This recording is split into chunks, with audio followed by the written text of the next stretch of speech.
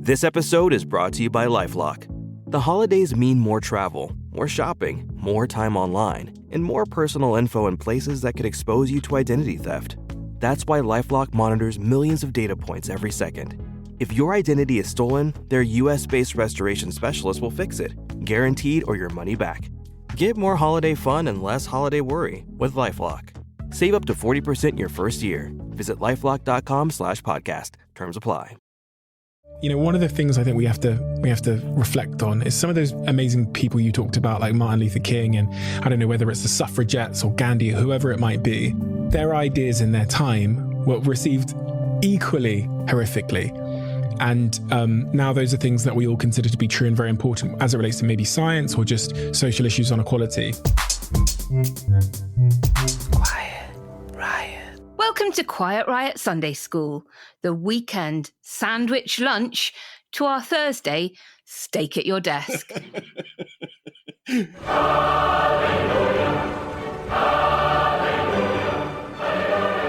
I'm Naomi. And I'm Alex. Are you feeling ready for Christmas, Naomi? Well, I tell you what, I had a lovely morning wrapping presents while listening to you and Arthur telling me everything I wanted to know and needed to know about the situation in Syria. What a great episode. Oh, that's quite a weird combination. Not for me. You know, I love Arthur anyway, but I thought this was a particularly good one. Like, he managed to pull together such an incredible amount of threads from so many places in such a comprehensive way. I was thinking that there's something really particular about Arthur, that he doesn't assume high levels of pre-knowledge about everything, but he assumes high levels of intelligence. And so much of the reporting on this does exactly the opposite. It assumes you know loads of stuff about the region, but and you're thick also you're thick. Yeah. And I really love that shift that says you may not know about this, but you're smart and you'll get it quick. Exactly. No, superb episode. But what should we talk about today, Alex? Well, I mean, as usual, there's a glut of topics, but the one I think I wanted to ask you about is a Brexit-related story about goods, just because I haven't been keeping a focus on it and I know very little about it. This is the introduction of yet another acronym to our political lexicon, GPSR. What the hell is all that about? So I'd be very grateful if you told me. Gladly. Yep, it is another Brexit punishment beating for British businesses and British consumers, courtesy of the Leave campaign, and I will be delighted to fill you in, no problem at all. Is there anything you want to unpick in particular? There is. Fake balance. So you and I, back in the day, got into the world of podcasting in no small part because we were really fed up with the inequity of media panels. So usually in those days, it was largely around Brexit and leaving the EU. And you'd have, a very eloquent professor of European studies who would then be put on a panel for the sake of balance with an instinctive leaver who didn't actually know anything about the trade implications or the, implications for geopolitics or anything. And we see it time and time again, including on the BBC, I think, regularly a climate scientist with 40 years of peer-reviewed published academic research about temperature change across the globe would be sat next to and quote unquote balanced by a flat earther that one can only imagine the producers found in a Facebook group. So if you can talk to me about, where we're at with impartiality or not, I'd be very grateful. Quiet Riot. So, Naomi, as if British businesses weren't already dealing with enough Brexit red tape, they've just been dealt another clanger in the form of something called the General Product Safety Regulation, that came into force this week. I confess I've been so busy watching other news that this one has more or less passed me by. And unfortunately, it seems to have also passed most businesses and government by, because they seem to have found out about it at the very last minute and seeking guidance. And no one knows very much about it except you.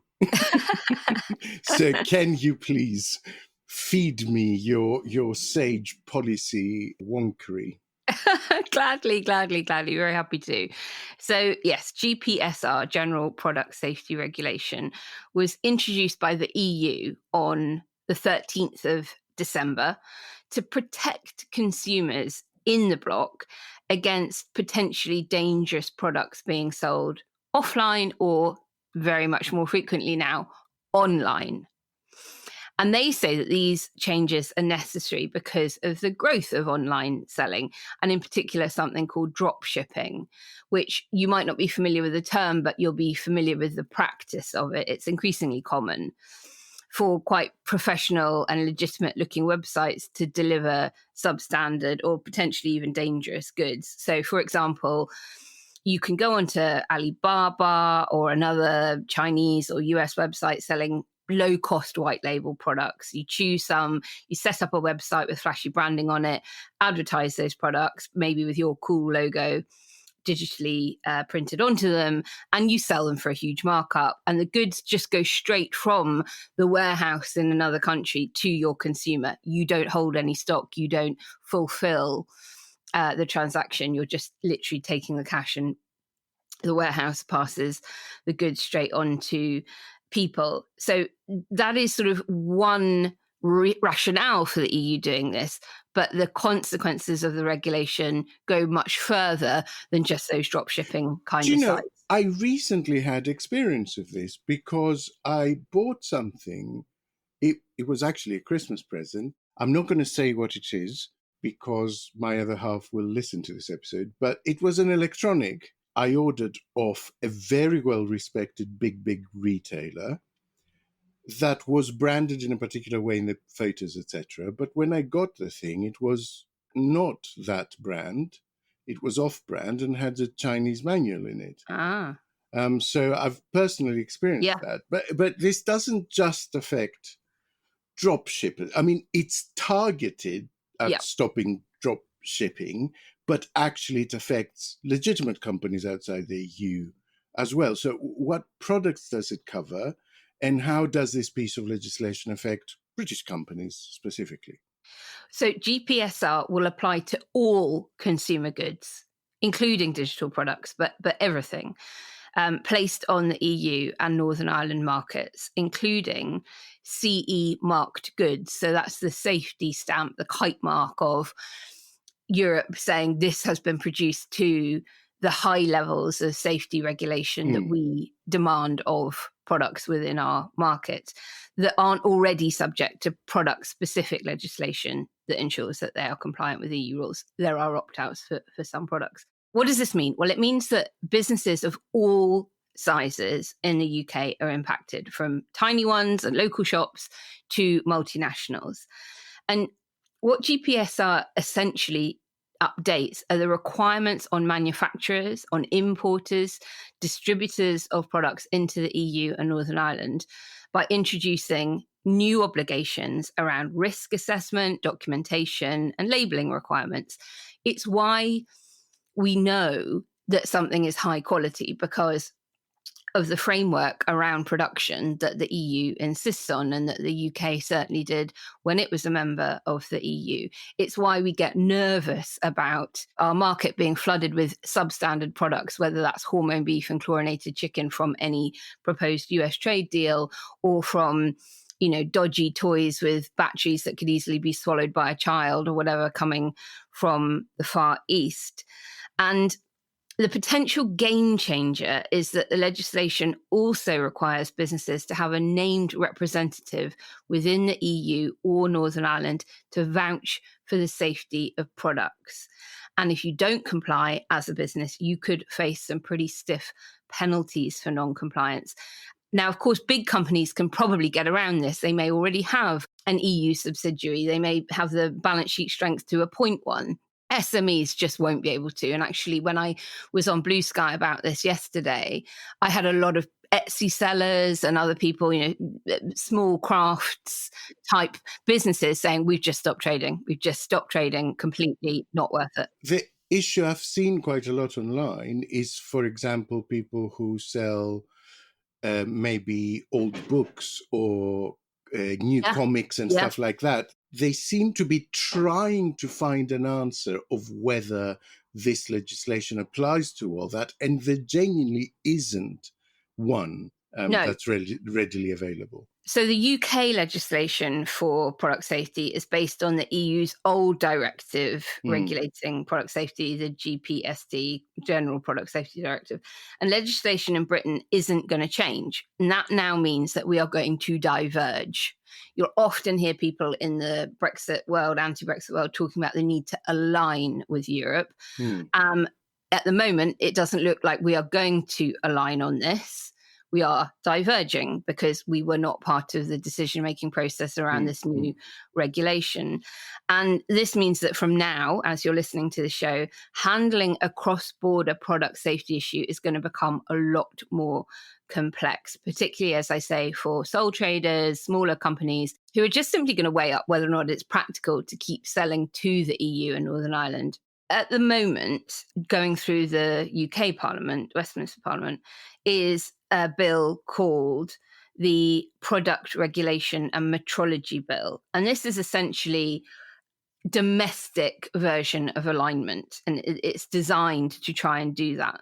So the UK government could use the Product Regulation and Metrology Bill to bring product safety regulation in Great Britain back into alignment with EU regulations in the EU and Northern Ireland once the bill becomes an act. But in the longer term, the government has just got to use this relationship reset with the EU and the upcoming review of the Brexit deal, which listeners might remember is happening in about a year's time, to agree a general policy of beneficial regulatory alignment between the EU and the UK, because otherwise it is just going to get even more crippling for British businesses that want to trade to be able to do so. Because, of course, it's not enough for the government here to unilaterally introduce the legislation. The EU has to also recognize that it is the equivalent, right? Correct. Dare I ask what this means for Northern Ireland? Yes, you can. And the point you were touching on just there was something called the mutual recognition of conformity assessments. Listeners, please don't fall asleep. I know this sounds so boring. It is so important to you. It is one of those things that sounds deathly dull, but can have an enormous impact on your life, on the health of our economy. So what we need is to have mutual recognition of our safety testing, because then the EU will know, okay, if it's gone through the UK testing process, we know that that is high enough standard for us to be able to say, let's reduce that friction at the border. Those products can come straight in because the UK is complying with as high, if not higher level of safety and quality check that we do. On Northern Ireland specifically, because you asked, businesses have to follow the same rules when exporting to Northern Ireland. So even though Northern Ireland is within the UK, it is also ostensibly within the single market for goods too. And this is because of the last government's Brexit deal. And the alternative would have been border checks along Northern Ireland's 500-kilometre border with the Republic of Ireland. And as we all know, that border crosses through people's back gardens. We don't want to see a return to border checks and border force officers there. And it means that many small businesses in Britain are now going to have to make the decision pretty much overnight to stop exporting to that part of the UK. And if the DUP and the TUV and the UUP and others were annoyed about Brexit before, even though they backed it, they're going to be super annoyed now. Lord Frost was on Politics Live this week. Again. And I wanted to play a little exchange because he was confronted by a business facing precisely what you're talking about, and the lack of guidance and the lack of clarity and not knowing what products it applies to and what products it doesn't. And he basically just shrugged and said, well, this is what we voted for when we voted for Brexit. David Frost is the architect of the Brexit deal. What do you say to Nigel and Adina? Well, I say that I'm sorry that they have trading difficulties. That's very clear. But we must remember that these rules are brought in by the European Union, not by our government. The EU is a protectionist organisation. It always has been. It doesn't like free trade across its borders, and that's why we constantly get these proposals to control, to regulate, to make life difficult. And that's why, or it's one of the many reasons, that the British people voted to leave back in 2016, and I still think that was the right decision. But you negotiated and agreed to that deal that has had this impact on businesses like Nigel and Adina's. If you want to avoid this sort of friction, then you need to be subject to EU law, the EU Commission, the EU Court. We need to accept that our laws are not going to be made in this country. They're going to be made in Brussels, and we're not going to get a say in them. And that is the trade-off that we negotiated. The British people voted not to be part of that, and that's what we delivered.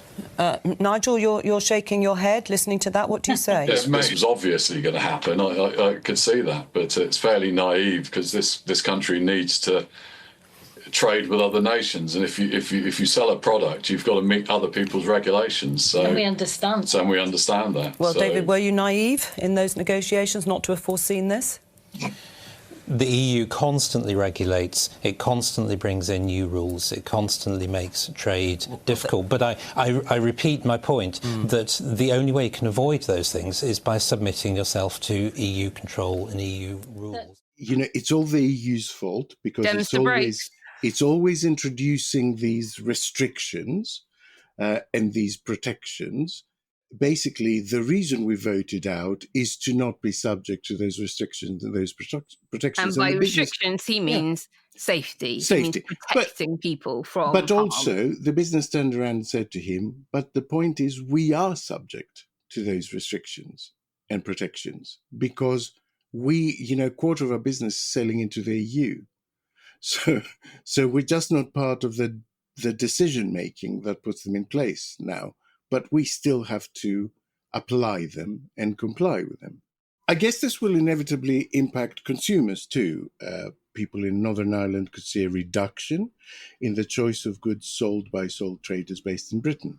And consumers in England, Scotland and Wales, this may result in price increases as SMEs seek to, replace lost income from their inability to sell in the EU or Northern Ireland. So there is yet another inflationary impact of Brexit, isn't it? Exactly that. And when we talk about the impact on business and trade, it can feel arm's length to the average voter. But people work for SMEs. 60% of the UK's workforce is employed by small companies, not by multinationals.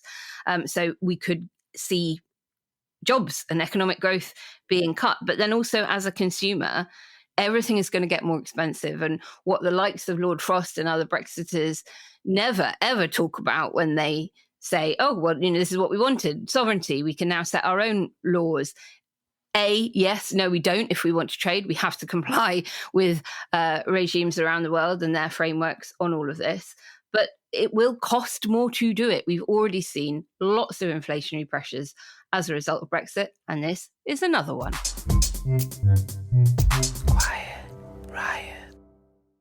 Today's episode is sponsored by the wonderful people at Shopify. Alex, do you recognise that sound? I can't say that I do. Well, it is the sound of a sale on Shopify. I've been using Shopify for years to power the Best for Britain shop, and it's got me thinking that we definitely need to use Shopify for selling Quiet Riot merch. Oh, and we're getting there, aren't we? We're very close to getting our first Quiet Riot merchandise up and running. I've seen some early designs. It feels like everyone but me has a side hustle nowadays. I don't even have a Substack. Exactly. And Shopify, it just sort of takes all of the hassle out of selling things. I don't know what we'd do without it at Best for Britain because it's an all-in-one commerce platform. You don't need to learn any tricky coding or faff around with the back end of your website. It's very much plug and play, and it just works. And it means that you can just get on with selling things quickly, easily, and cost effectively. I mean, for a small company like us, there's only the three of us, that's me sold. Because the last thing I want to be doing is trying to manage yet another process. And I like the idea that Shopify can help you get selling across other marketplaces like Facebook or Instagram or TikTok, not just your own site. Because I think that actually there is the potential for our merchandise to go viral. You know, I really feel it in my bones, especially our range of Christmas jumpers. I think they will do very, very well. Plus, I hear that unlike us, Shopify have won awards. And with an extensive business course library, they're just there ready to support a business in every way they need. Quite right, listeners. Shopify want to help you to get selling as well. So they've got an incredible deal. You can sign up for a £1 only trial month at shopify.co.uk/quiet-riot. That's all lowercase. So go to shopify.co.uk/quiet-riot to take your business to the next level today. Quiet Riot. Alex, everything in life is about balance, right? Everything in moderation, including moderation. And I had a little look at the BBC's editorial rules on balance and impartiality. And it says this: across our output as a whole, we must be inclusive, reflecting a breadth and diversity of opinion. All good. And then there's a section on giving due weight to opposing views. It says, impartiality does not necessarily require the range of perspectives or opinions to be covered in equal proportion, either across our output as a whole or within a single program, web page, or item. Instead, we should seek to achieve, quote, due weight. For example, minority views should not necessarily be given similar prominence or weight to those with more support or to the prevailing consensus. But Alex, it doesn't always feel like they achieve this. In fact, sometimes it feels like more weight is given to the likes of Farage and the number of appearances he has had on programs like Question Time than the majority view. So what's going on and why are we seeing so many? Okay, so in the main episode of this week, we were talking about the sort of philosophies that people subscribe to after a big piece of polling. We have like environmentalism in the 60%, nationalism or nativism in the low 20s. That's not what I see when I turn on actually any news station. I see the exact reverse. It seems to me that we've been captured by a noisy minority who constantly get their views reflected in the national media because, in part, they are the readership of a lot of the big national papers. But that doesn't reflect the views of the nation. That just reflects the views of a very particular demographic of a very particular age and a very particular social standing that still buys newspapers, right? So I think that's where it goes wrong. Now, the reason we're talking about this is triggered by two events this week. First of all, Laura Kuenssberg won Interviewer of the Year at the Press Gazette Awards this week, which has been the target of quite a lot of criticism. Was there any one interview in particular that they pegged it to? Or just a general interviewing? Just general Interview of the Year. And a lot of people, I think, are quite rightly pointing out that she had to cancel an interview, for instance, with Boris Johnson. For sending him a question. She sent him the questions in advance by mistake and things like that. I did occasionally talk to people. The main person, really, though, that I spoke to in the whole of 2020 was Laura Kuenssberg at the BBC, because the BBC has a special position in the country, obviously during a crisis. And because I was in the room for certain crucial things, I could give guidance to her on certain very big stories. I did, though, your question about unauthorised, yes, I did talk to people unauthorised in the sense of Actually, pretty rarely did I speak to the Prime Minister before I spoke to any journalists. I just go along with things because my view was the Prime Minister already is about 1,000 times far too obsessed with the media and in a way which undermined him doing his own job. So the last thing I wanted to do was to involve him in further conversations about the media. And in fact, I did everything I could to limit the conversations the Prime Minister had regarding the media. She has always been quite a controversial figure, I think. She is quite liked in the industry. That's the impression I'm getting. I was doing a lot of research precisely on this because I want to be scrupulous and fair. And I was reading a piece, for instance, in The Guardian, a sort of profile of her, that claims in the first paragraph that she's criticised equally by the left and the right. And then I read through the piece and I found loads of examples of her being criticised by the left, and some of them being upheld as legitimate complaints, and no single example of her being criticised by the right. So I'm not sure that's accurate, actually. I think criticism of Laura Kuenssberg has always been by the left. It's not a case of, well, if everyone is saying you're biased, then you must be doing something right.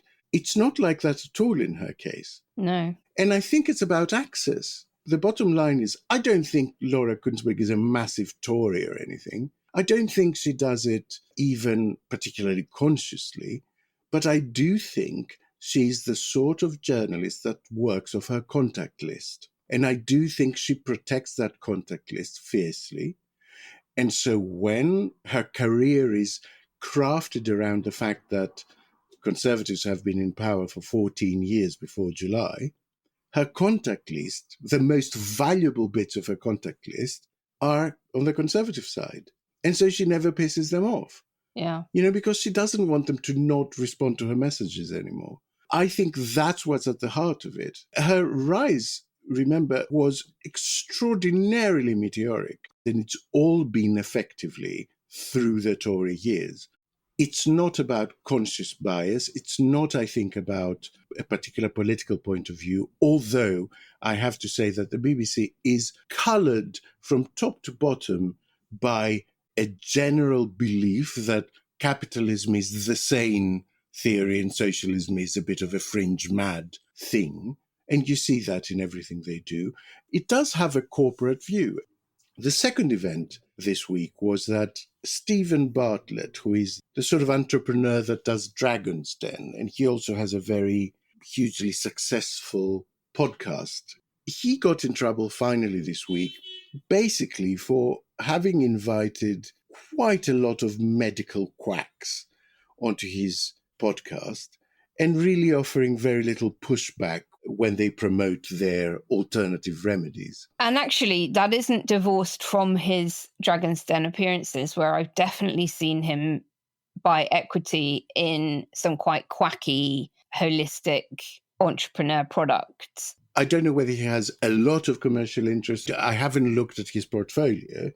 The point is, it is definitely an area that interests him, or he wouldn't be inviting those people onto his podcast all the time. He responded to the criticism by saying that, and I quote, he aimed to present some of the other side as the truth is usually somewhere in the middle. And so that's how I think that links into what we were talking about. The truth is somewhere in the middle when you're talking about philosophical points or ideological concepts or, ideas that are battling each other. Maybe. Even then, I would argue that often actually splitting the difference does not result in anything useful. But when it comes to science, when it comes to medicine, you can't say that. Science is not a negotiation between fact and crankery. If Steven Bartlett were in a hospital with some life-threatening condition, I bet you he would spend as much money as it took to get the top specialists working on him. He wouldn't go to one doctor and then ask a passing janitor what you think and split the difference. If a mathematician tells you that 4 plus 4 equals 8, and I tell you that no, it equals 10, the right answer is not 9. It's still 8. And this is something I think that infects the BBC as well, this notion that Emily Maitlis made a very clear point of this when she finally left the BBC. She said that what is not reflected in the programme when you have two people on Newsnight is how hard you had to look for the second person. Yeah. You know, you could literally get any notable scientist to say thing A, but you have to look in the darkest folds of the internet to find anyone even near credible to say B. But when these people are on the programme, they're effectively afforded equal status. And it's just not true. Thank you, Alex. I have sort of long felt this frustration, and it's really good to hear you articulate.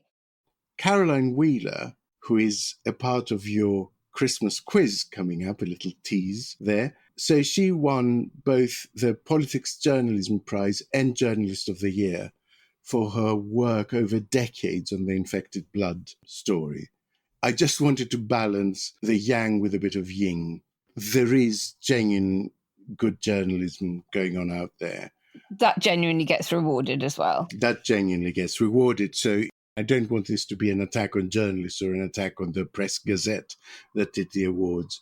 But I do suspect that, lavishing Interviewer of the Year on Laura Kuenssberg is much more to do with other journalists being sympathetic about the fact that she gets a lot of shit than anything to do with the quality of her work as an actual journalist.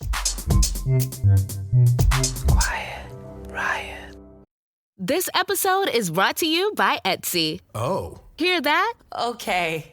Thank you. Etsy knows these aren't the sounds of holiday gifting. Well, not the ones you're hoping for. You want squeals of delight. Happy tears. How did you? And spontaneously written songs of joy. I am so happy. Oh yeah, oh yeah, oh yeah. Okay, the song needs a bit of work, but anyway, to get those reactions, make sure everyone on your list feels heard with handmade, handpicked, and designed gifts from small shops on Etsy. Gifts like personalized jewelry, custom artwork, cozy style items, vintage pieces, and home decor to celebrate all of your favorite people and their specific kind of special. For original gifts that say, I get you, Etsy has it. Now, this week's big domestic news has centred on Angela Rayner's planning reforms and the government's ambition to build new homes and new green infrastructure. We discussed this briefly on the main show with Peter Gagan, but I wanted to talk about it a little bit more because these plans could yet be thwarted by another consequence of Brexit, which is a lack of builders and, in general, tradespeople in the building sector. And it is not a new thing, because it is worth noting that even prior to Brexit, the construction sector had significant worker shortages, and they have been exacerbated by the loss of freedom of movement when the UK left the single market. So various types of jobs in construction have long been on something called the government's shortage occupation list, which means that because it is so hard to find domestic workers for those roles, that sector gets increased visa allowances to bring in overseas workers. But even allowing for that, things are looking pretty bleak for the government as things stand. There will be no downside to Brexit at all, and considerable upside. People come into London because of global movement of services and people themselves. You look at the London housing market, the London construction market. Are you telling me that it depends on the EU? Actually, it doesn't. It's international. There was a rich pool of people in Europe that we could easily access, and they could easily access the work in the UK. Losing out on resource on any job will end up asking people to do more. So you'll end up having skilled operatives having to do their own labouring. So the pool of people we're currently working with, to grow them to be able to accommodate all that new work will be a challenge. Why? Why is there such an issue with the UK construction workforce? Well, it's ageing really markedly. 25% of the current construction workforce in the UK is rapidly reaching retirement age, but just I think it's something less than a fifth, are younger than 25 years old. And the Chartered Institute of Builders says it is just extremely difficult to attract young British people into the sector because of the perception that the work is low paid, it's dirty work, and it is only for people with poor academic achievement. And on top of that, you can't work from home if you're a site worker. And younger generations in a post-lockdown world have seen the trend towards hybrid working as a much more attractive option for a work-life balance. So that must be a factor, but it's also about the nature of the work, right? Let's be honest. I have seen a lot of anecdotal evidence that young people are put off by the sort of strenuous physical aspect of the work involved in this industry. And it can be mentally draining as well, I think. So those working within the industry can often experience fatigue and high stress levels and mental health issues due to the high pressure environment, because it's a thing that is always driving towards completion. It's a thing that's completely driven by the date by which you have to finish X, Y, Z. And if there's just not enough of you to do all the work that needs doing on the site, that only adds even more pressure on the fewer workers that you have, right? Yeah, so look, of course it goes without question that the government and the industry itself has got to do a lot more to upskill domestic workforce, to offer better routes into the profession. We hear a lot about apprenticeships not working, etc. They need to just make the sector more attractive to young British people. They need to ensure pay and working conditions are an incentive rather than a deterrent to choose a construction career over another one. It comes down to this. If you want to achieve your target of delivering 1.5 million new homes within this parliament, then you have to bring in foreign workers now. And that's before we've even talked about all the other infrastructure commitments that they're going for. And yet, on the one hand, we have parts of the government really leaning into anti-immigrant sentiment, and then another part of government getting it and pushing on things like a youth mobility scheme. And the two things have got to get reconciled, or this government is not going to deliver on that promise. I wanted to bring up one more aspect, which I think gets missed so often.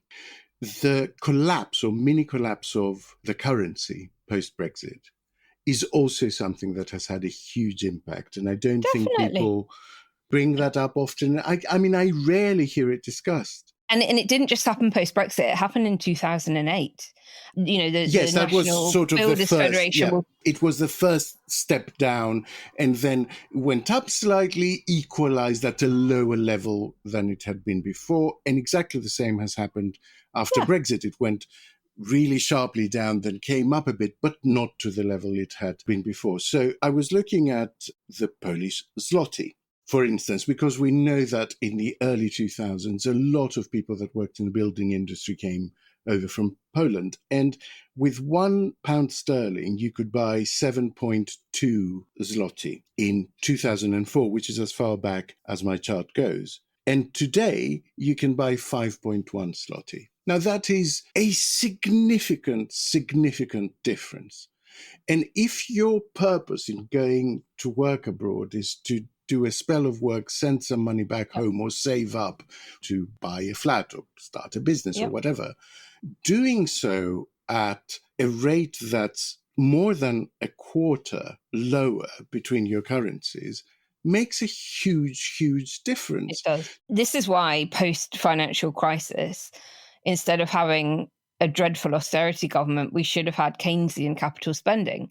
And that could have propped up the industry so that when private sector demand did pick up, we had the labour force supplied to deliver on it. And I've been thinking loads about this recently, only, brain farts in my own mind, not anything serious on the policy front. But I'd love us to have like a government ministry of works to oversee all of these mega projects that need doing, whether they are, a small number of homes being built in one part of the country or a major bit of green kit somewhere else, because it feels like the reliance on private sector companies to deliver this is asking turkeys to vote for Christmas. These are profit-making organizations. there are mixed incentives here for industry, which again is not something that's regularly talked about. Constricted supply of housing means the price of housing is higher. Asking construction companies to flood the market with new housing will impact the price at which they sell it. And again, that I think is something that needs to be acknowledged, and the correct incentives given, or allowing councils to borrow money to invest, which is another big debate that we can have another time, in order to build social housing that they then rent out and have an income. It can't be the situation that private investors can make huge profits out of building and selling or renting housing, but it's beyond the wit of local councils to do the same. Absolutely. And the precedent is there, and we only need to look to the Macmillan years for inspiration. Quiet Riot. And that's it for this penultimate Sunday School of 2024. Thank you, Naomi. Thanks, Alex, and thank you, our beautiful listeners, for tuning in once more. We're going to be hosting an editorial meeting online for our backers in the new year, as well as another Ask Us Anything event.